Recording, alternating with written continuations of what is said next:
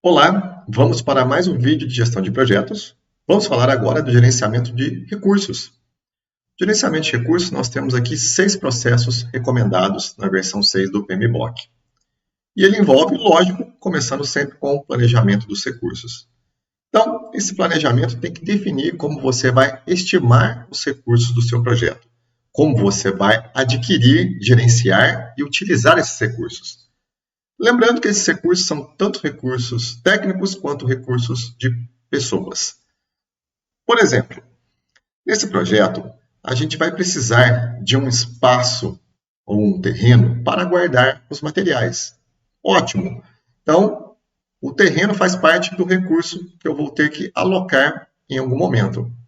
Outro exemplo, nesse projeto, eu vou precisar de um espaço na nuvem para gravar determinados arquivos.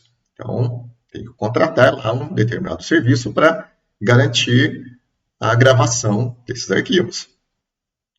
Então, temos essa questão. Nesse projeto, eu preciso de um outro exemplo, aí, uma empilhadeira para transportar os materiais. Ótimo, mais uma vez, são recursos. Todos esses exemplos que a gente acabou de citar são recursos. Então, a questão aqui é, como eu uso os recursos da melhor forma possível e que o projeto não seja impactado pela falta desses recursos. Portanto, eu tenho que estimar os recursos para ter certeza que eu vou alocar aqueles recursos que realmente eu preciso. Então, imagine que você vai fazer um projeto aí e você fala assim, eu vou alocar, por exemplo, 30 pessoas. Mas você vai realmente usar essas 30 pessoas ao longo do projeto inteiro? Você precisa de todos os recursos com todos os perfis ao longo do projeto inteiro? Ou talvez seja no primeiro momento você vai precisar só dos arquitetos, depois só dos engenheiros, depois só do mestre de obra e dos pedreiros. Então, você precisa planejar isso. Então, você vai lá e faz esse planejamento em que momento eu uso cada recurso. Agora, no nosso caso aqui, o plano vai ser quem vai estimar, como eu vou estimar, como é que eu vou adquirir esse processo. Né? Então, definir claramente como a gente vai fazer a gestão desses recursos. No caso de projetos aí que ocorram, por exemplo, em empresas matriciais, em que o gerente tem que alocar as pessoas nos seus projetos, é muito importante ter esse planejamento. Inclusive, para que ele possa negociar para conseguir esse recurso. Né? E como que ele faz essa negociação, né? Qual que é o prazo, dentre todos os detalhes envolvidos aí. Então, eu preciso definitivamente inserir, né? Definir como que eu vou fazer isso. E aí eu passo para a estimativa dos recursos. A estimativa, nesse momento, é necessário realmente saber quantas pessoas eu preciso em cada momento do projeto. Quantas pessoas, quantos carros, quantos equipamentos, enfim, quantitativo aí para nós de recursos que eu vou precisar em cada momento do nosso projeto. E essa estimativa, a gente usa como base o WBS para começar. Então, assim como a gente viu em vários processos aí, que o WBS ele é base para inúmeras situações, no mesmo WBS encontram-se todas as atividades que devem ser feitas no projeto. Depois dessas atividades aí, você consegue avaliar que recurso precisa alocar e executar nessas determinadas atividades aí que estão dispostas. Se você transformou esse WBS em um cronograma e alocou os recursos nas atividades, você consegue aí, inclusive, na própria ferramenta do cronograma, ter a noção de quantas horas das pessoas você vai precisar a cada dia do seu projeto, aí, em um exemplo mais prático. Então, o cronograma consiste em uma ferramenta muito interessante para que possamos estimar a questão dos recursos, desde que você desenvolva as associações das atividades e os recursos, tanto para as pessoas quanto para os materiais que você vai precisar. Então, em um outro caso, em um outro exemplo aí, típico aí de projetos da área de TI, de tecnologia da informação. as pessoas são consideradas os mais importantes. Então, saber alocar as pessoas certas nos momentos certos é que garante que o seu projeto vai cumprir o prazo, né? Que não vai ter questões aí relacionadas a um custo muito elevado, por exemplo. No caso de uma construção, uma coisa muito importante na gestão de recursos são os materiais. Então, quando que tem que chegar a cada período de tempo, né, esses materiais para a obra, né, para que ela não fique parada, né? Porque, por exemplo, faltou lá um cimento, ou faltou uma determinada ferragem. Isso não pode acontecer. É outra coisa do gênero aí dentro do seu projeto. Então, esse tipo de recurso, eles também entram aqui. Então, você tem que estimar quanto e quando você precisa de cada um deles. Uma vez estimados, é lógico, o próximo passo é adquirir esses recursos, conseguir esses recursos.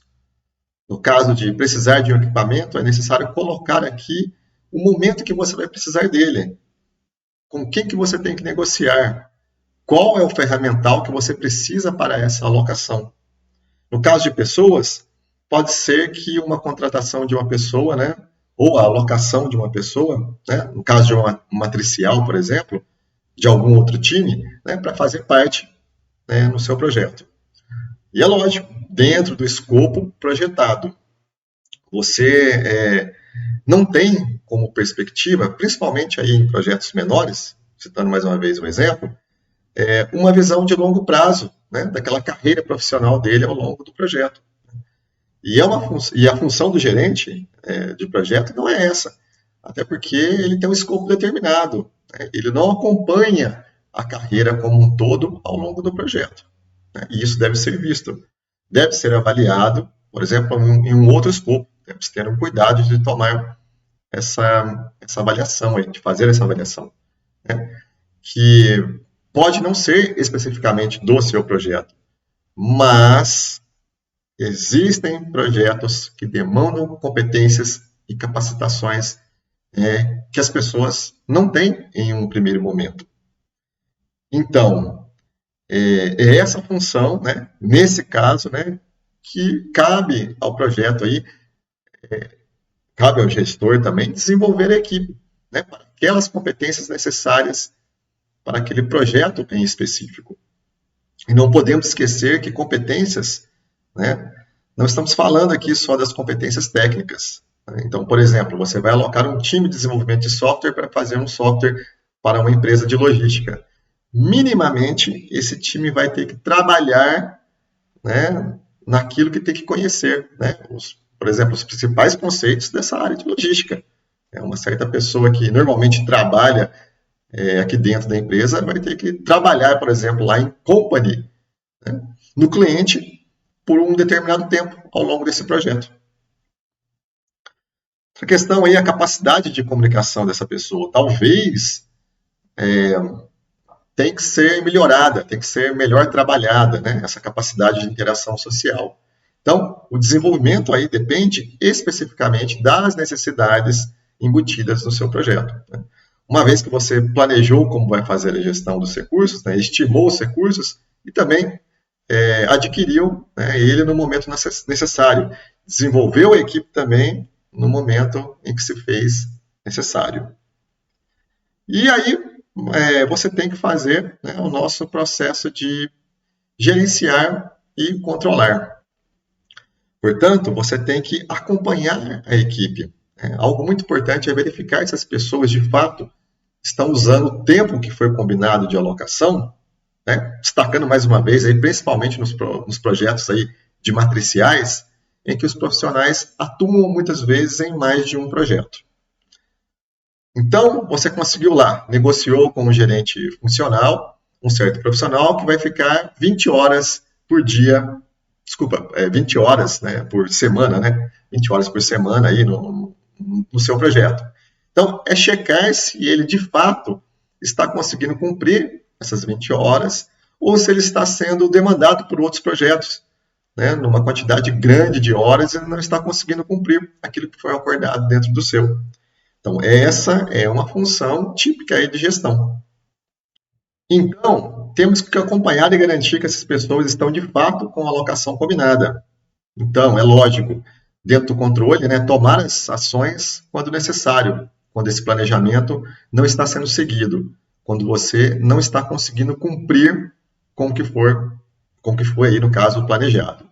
Ou também, o que é muito importante, não esquecer que projetos são organismos vivos aí, são realidades que mudam. Então, imagine que você tinha alocado 5 pessoas para fazer um projeto com um certo prazo, em um certo momento. E de repente, lá em um certo momento, um dado momento aí do seu projeto, você percebe que está tudo muito atrasado. Então, agora, aquelas 5 pessoas iniciais já não estão sendo mais, assim, como dizemos, tão interessantes.